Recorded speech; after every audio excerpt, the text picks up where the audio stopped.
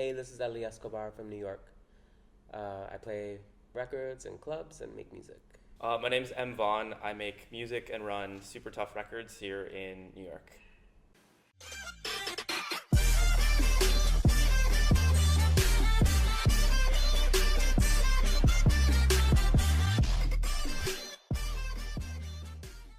So if I'm understanding this, the idea is that you had someone you consider old talk to someone who's young? No. Okay. That's how like I that, understood right? it as well. Someone that has more experience. Right. I guess. Okay. Yeah. Someone more established versus someone more emerging. Let's put it that way. Right. All right. M. Vaughan. M. Vaughan. Sure. Right. Just Yeah. tell me again how to pronounce your Vaughan, so like much. V-O-N. Vaughan. V-O-N. Yeah, Okay. yeah. Vaughan. I'm foreign, so sorry. English got is it. my first language, but hey. How did you get into the music game?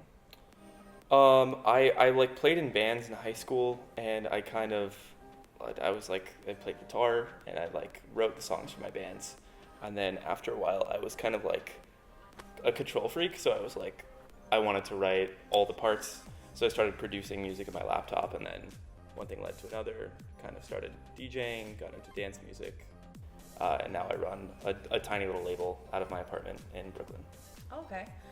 Your music got featured by some of the biggest magazines, though. In which point of your career did you get to do that, I guess? Just like the past year. Okay. So how many years have you been producing? I've been making electronic music since I was like, I guess like 8 years now, which feels like a while. But yeah, I guess only in the past year since I started, the label has, more people come. gave a shit than previous, which is cool. Yeah, you gotta do extra stuff, I guess. The business side always helps when you're a producer. A lot of people do that. For sure. Ellie, I know that you never wanted to have a daytime job, right? Did you read that somewhere? Of course. Hey. And we never met I mean, it before. sounds like something I would say, but I don't know. Yeah. I did some research. Word. I did some things. Okay, yeah. But yeah, I guess I'm telling you what you said without you remembering. That's cool. Anyway, was this a driving force behind No. your career? No. So what has been? Just in terms of me wanting to do music, now it's like just what I wanted to do since I was really little. Like, I started collecting records furiously when I was like 6, 7 years old, and like, in the sort of mid 80s, I thought the music that was coming out was really exciting. There was, all these new genres, and people were being really creative with new technology, and, MTV was out, and there were all these sort of theatrical groups from London coming out, and I was just obsessed with all of it. So I was like, I just want to do this. I kind of was like, I'm either going to be in a group like Run DMC or a group like Duran Duran. Either one is fine. And and then it just kind of like never, even as my taste changed and sort of my ideas of how I could be a part of it evolved, it was always still just sort of like the goal was to do music. And you've been lucky enough, you've worked hard enough to be able to do this for the last 20 years? 20 years? Have you ever been involved in a record label? Have you had a label? Yeah, I have a label now. It's not like the kind of thing where I have like an office and it's like my main, So it's kind of home based, like Microsoft. Right? yeah, it's like nowhere based. It's universe based. It's basically like I started it with my friend because we wanted to put out a full-length album of my music, and I was kind of over trying to send stuff to labels and just kind of wanted to like put my weirder stuff out, I guess, or stuff that I felt like maybe wouldn't have worked so well on an EP that's just sort of trying to get high on the Beatport charts or whatever. So what are you saying? So- It didn't fit into any label? In my opinion, I never really tried. Okay. You know what I mean? But like, I was doing stuff for labels, and I was always sort of feeling like their ultimate goal was to get charted on Beatport amongst all this other music that I wasn't really interested in anyway. So we kind of decided, me and my partner, like, let's just put it out on vinyl and see what happens. And it did really well. And then we released it digitally, and it kind of just sparked something. Like, if we have something we think should be out. Let's just do it ourselves. Why are we waiting around for other people to give it approval or to pick it up? Sure. You know, so That's the best way, in my opinion. yeah, and we basically just put out stuff whenever we feel like it. There's no goal of like, all right, we need a new release this month, or you know. So it's not like. It's not to make money, I guess. It's not like you guys have. No, I don't think anyone. Yeah, if your goal is to make money, I wouldn't recommend putting out independent dance music. What do you think, Mike? Oh yeah, it's a money pit. It's been a money losing enterprise, but it's fun. That's not why you do it. Right. Why you do it then? Because you have to. Like you have to get it out. You have to like get it out there, and it's just like a part of you, you know. Ellie, are you looking for new artists? Are you looking to sign talent to your label that doesn't exist? No, definitely. I mean, people started sending us demos, kind of like immediately after that record came out, and we're always totally excited to hear stuff. Which record was that? It was called Up All Night. It was my debut album, even though I had a lot of 12 inches out already. It was the first time I committed myself to like doing a full length. Because you released an album recently called The Shout. Yeah, right? so I released 2 more albums since that album. I kind of. Oh, really? Yeah, it kind of got me getting that album out. Kind of unleashed all this creativity I don't think I knew was in me, and this is specifically because I felt like the album format was actually really cool. So what's the inspiration behind your music? Because both of you guys use really great vocal samples for your tracks. So they're really sassy sometimes. In your case, you're very sassy. Sassy? I don't know. Sassy, yes. I don't know how you find that stuff. So I was actually curious to ask you, both of you, whenever you're looking for samples, do you already have an idea on your mind? What is it that you're trying to find, or you just come across something random and you make it work? Yeah. I don't know. I find stuff and it's like finding a new nugget of inspiration. Like either it sounds cool, there's a weird texture in it, or a lot of the stuff that I'll sample is just like kind of like mellow jazz records I would listen to like on my own, like while I'm cooking dinner or something. And I go, that would be cool to recontextualize into like a kind of like bump and dance track.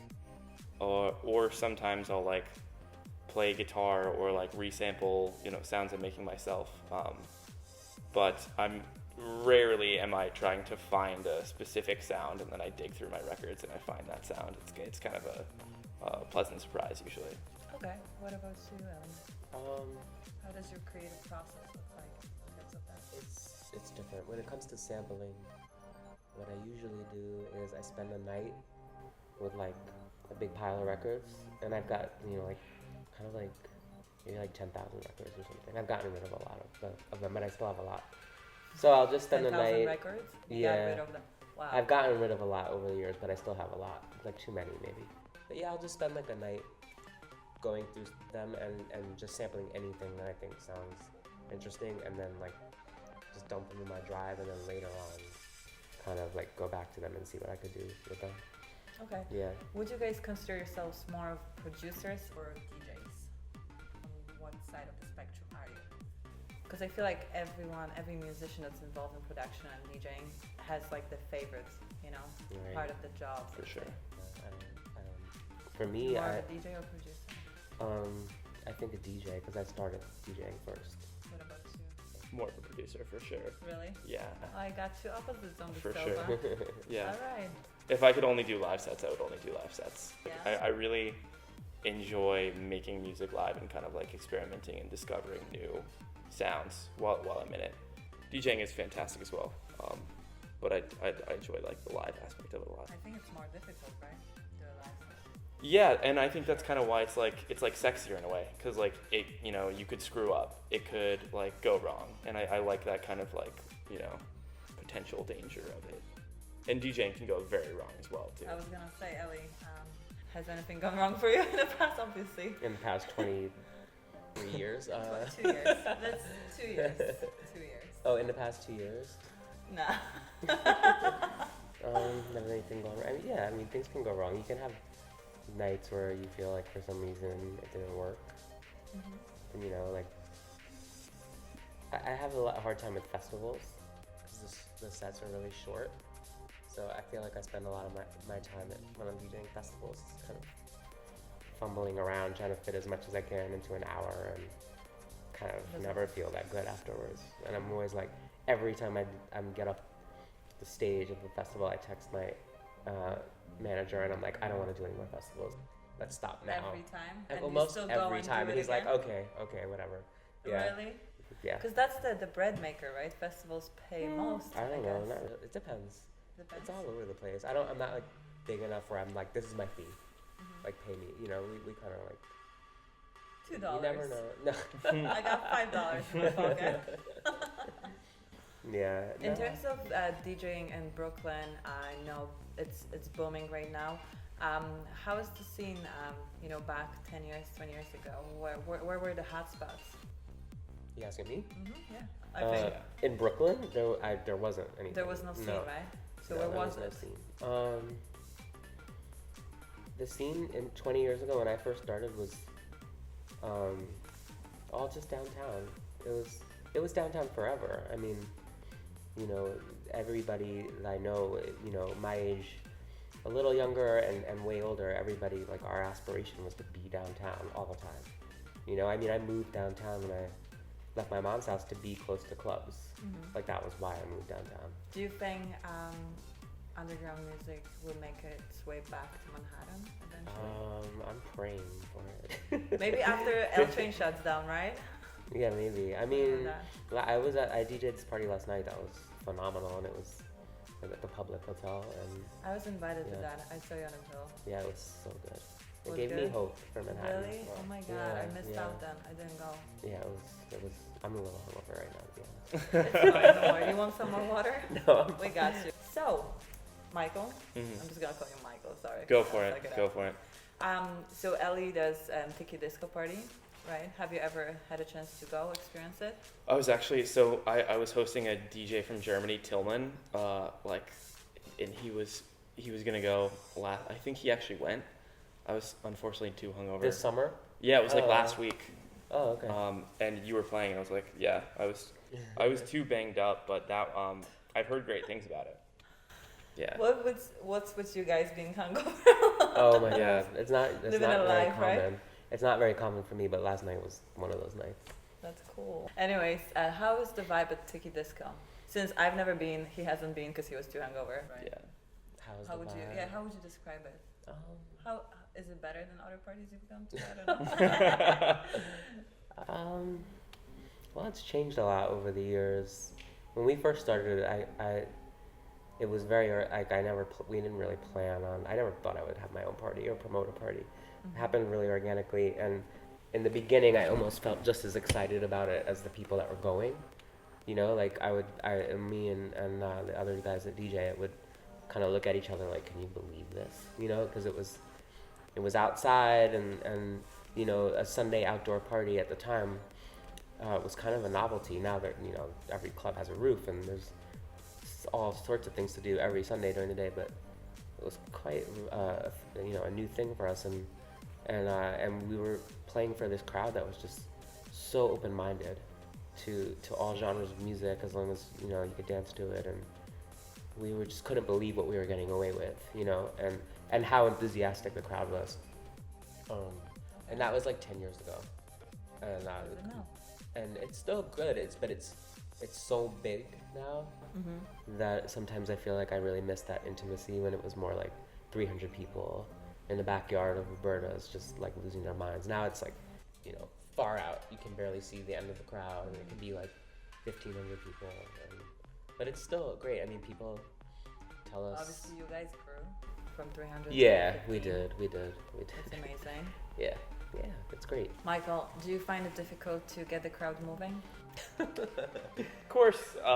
Sometimes I don't know. You get. What's your formula? I guess. Oh man, there isn't really a formula. It's kind of just don't play the same shit over and over. Like, don't make it dry. Okay. I really like a certain mood when I play. I kind of like deep, soulful, almost like melancholy, but like very driving music. And so if I catch myself getting into that rut too much, I'll have to like wake everyone up with like a really bright kind of peppy song. But I think it's just kind of staying interesting, you know, doing different tempos, you know, mixing interestingly.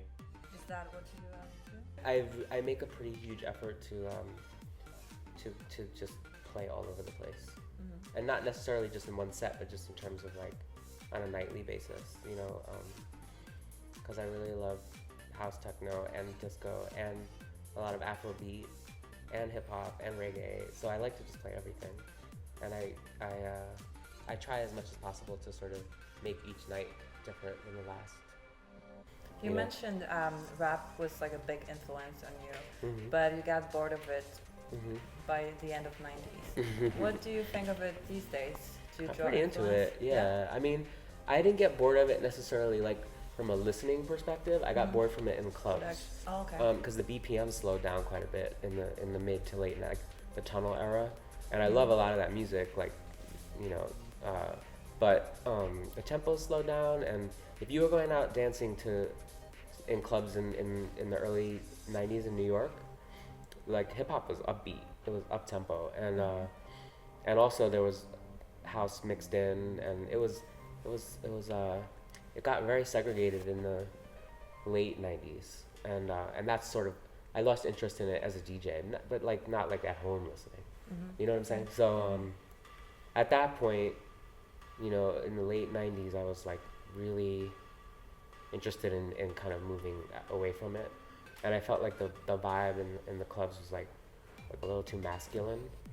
Okay. And I was very inspired by house music and like how inclusive and warm the house music parties were, you know, just the overall vibe. It spoke to me way more, you know. Sounds good. Yeah. What are your plans, guys? What are your goals? What's next for you, Michael? I'm hoping to go over to Europe and play a few dates. I went on a trip last year, and I was in Berlin for a week, and it was really cool because a lot of the artists that I like work with for my label are in Europe, or I haven't met them in person.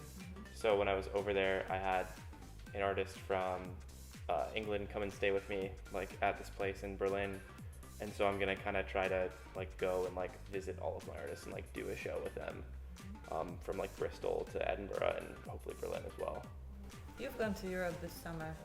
How is the vibe out there? What can you advise him on before going to Europe? You gotta prepare, or just go with the flow? It's like basically like in America, you've got New York, and then the rest of the country has like good pockets of stuff. But Europe's kind of just like one big New York. You know, it's like every city pretty much you go to, there's like dope parties and really healthy nightlife. The clubs stay open late.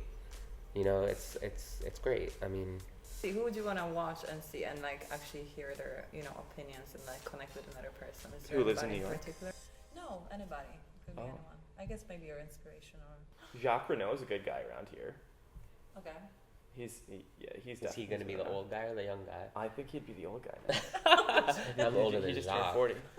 That's all he is, 40? Yeah. I think, well, my personal favorite DJ, one of my favorite DJs ever is Danny Krivit, and he's really good at talking. Like he's a good interview subject, and he has lots of stories. You got 24 hours to answer my emails. This is a no BS challenge, all right? All right, that's a wrap. Good. Okay. Sweet. Thank you so much. Thank you.